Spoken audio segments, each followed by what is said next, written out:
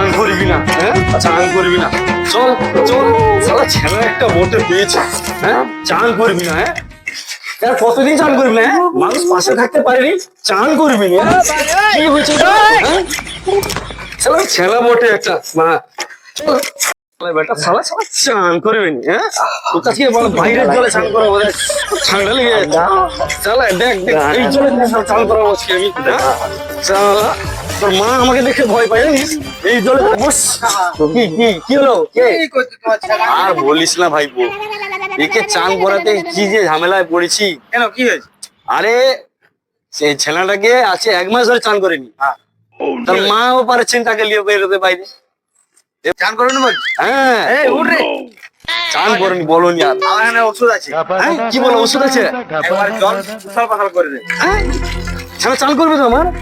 হ্যাঁ, শালে। হ্যাঁ, আর যে ওষুধ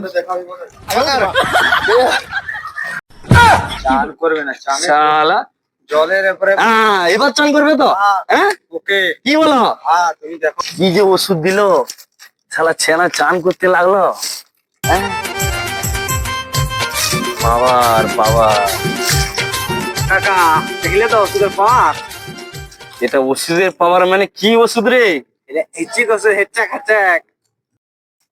তাহলে এটা বিমলের পাওয়া ছিল।